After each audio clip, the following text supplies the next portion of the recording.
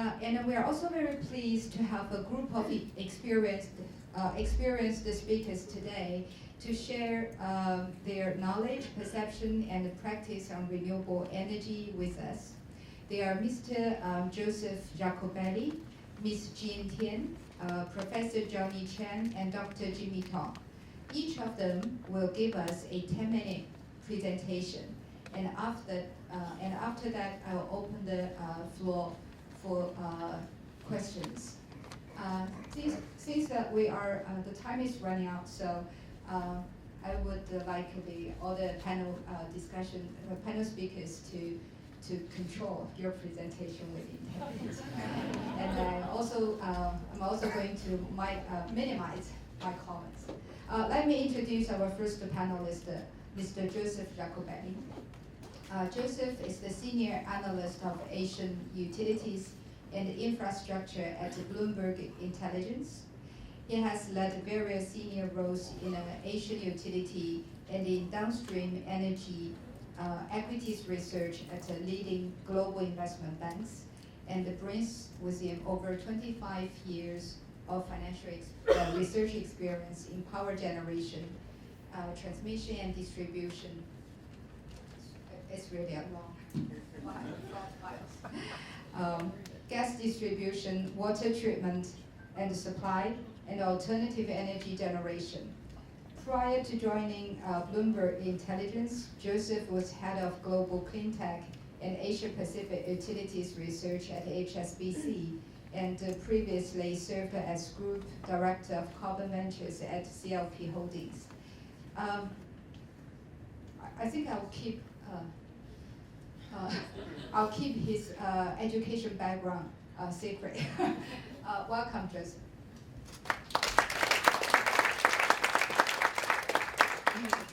Thank you. I do think the introduction was a bit too long, to be embarrassing now, especially after speaking after Mr. Li, who is a luminary in the renewable energy, just actually energy industry in China.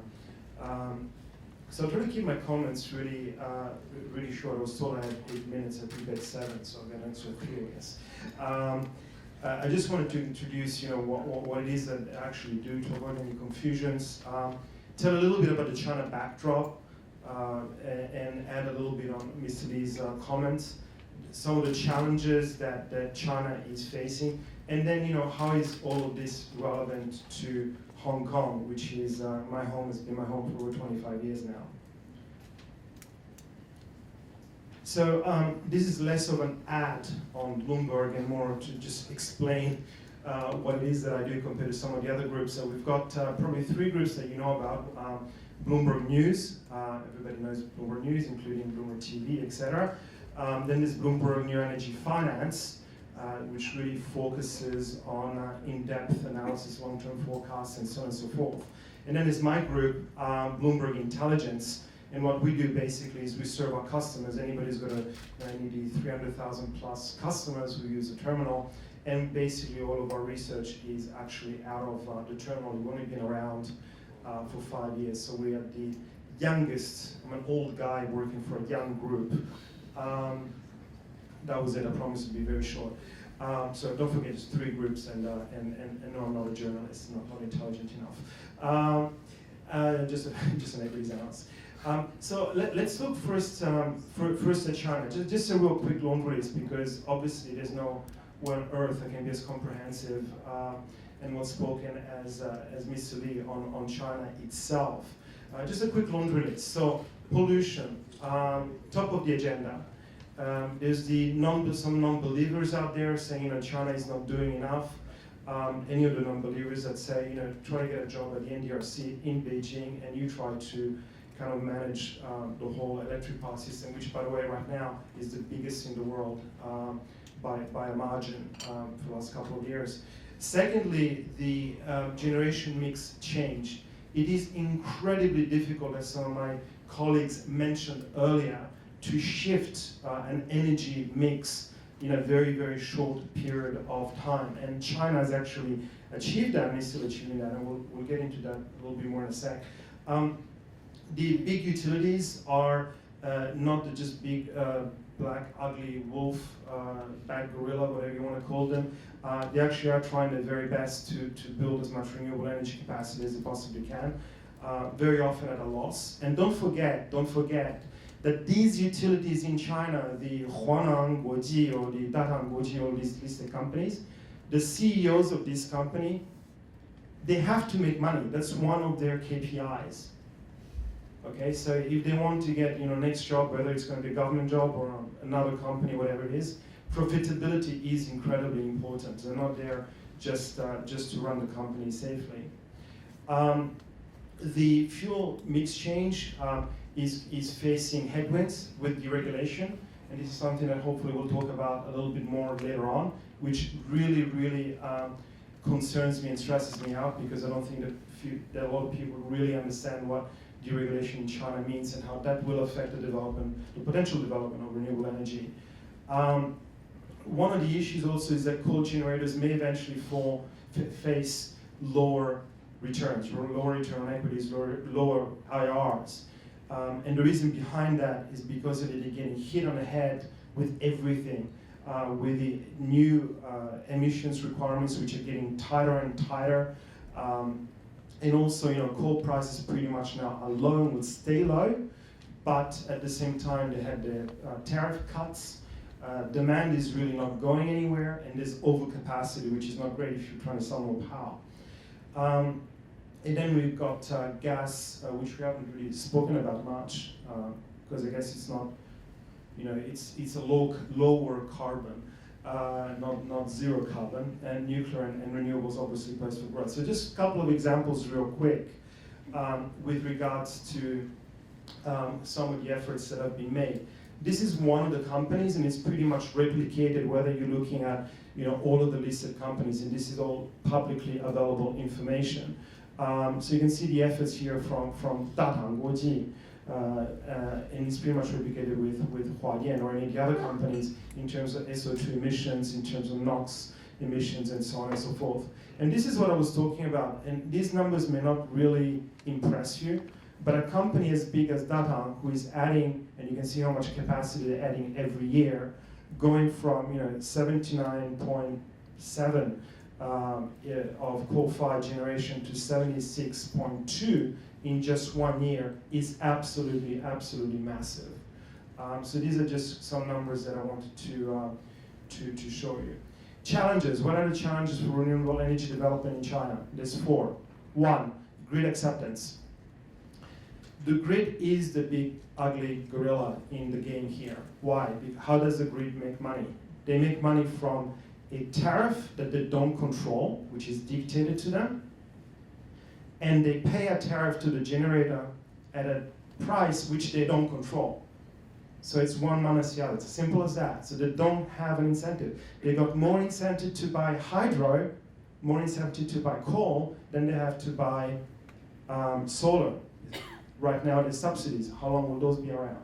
So the funny thing was when the Xinjiang guide, the new power reform was announced, the grid came out immediately with a white paper, which I'm sure my mainland China colleagues will agree is quite rare in China, is not all that common. And they came out and said, oh, we're very supportive of renewable energy. And the second one is reliability of supply.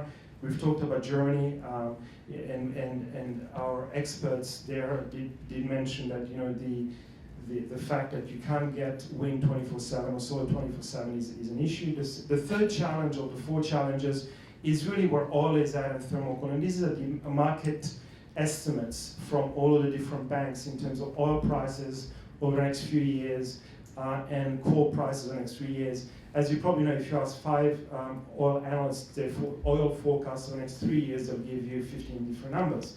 But that gives us a sense that the market is not really expecting oil prices to go through the roof. And coal prices, and this is one of the benchmarks, the one down in Australia, coal prices are really not going anywhere again. And everybody knows that's not great for renewables because that premium is there to stay. Last but not least, and this is the relevance to Hong Kong, and it's my last point, is with regards to deregulation. There is a school of thought out there there is some very loud voices basically will tell you, you have deregulation, you have competition, therefore prices will go down. The experience is just absolutely not there. When you liberalize the market, prices go up and down. Is the Hong Kong average consumer ready for that? But that's, I guess, something we're going to talk about this afternoon. How is that relevant to renewables? I wasn't just trying to make that point in a hidden way. It's very, very, very relevant because unless you have some very clear-cut and long-term policies on what you're going to do about renewables and how you're going to develop renewables, then it's going to be very, very difficult for you in these kind of markets. And I think we already mentioned that this morning as well. So in China, what really worries me, and I mentioned earlier, this is one of my key worries, is that there is a push to build as much clean energy as they possibly can, and they will beat those targets, and they've done a fantastic job. But, once you have deregulated markets, where I am Huanan and I'm trying to buy to the end user at the cheapest price possible, what's my incentive to use an expensive form of energy, unless it's some very clear portfolio standards and so on and so forth. It's very, very, very complicated. Last word about Hong Kong, about how that's relevant to Hong Kong is, and this is a point that I make as a Hong Kong citizen, is that it is absolutely unbelievable that we're probably the only region in the whole of Asia that doesn't have an energy policy of any kind. I know we've got some. I mean, even Macau has some energy targets, right? And I think that's it's just totally embarrassing that if you look at what Singapore has done, for example, it's been fantastic. So thank you very much. 谢谢大家. Thank you, Joseph. Actually, Joseph's presentation impressed me a lot. He's so honest. He provides a independent perception of the challenges that China's renewable energy deployment is facing. Actually, most of them are very, very relevant.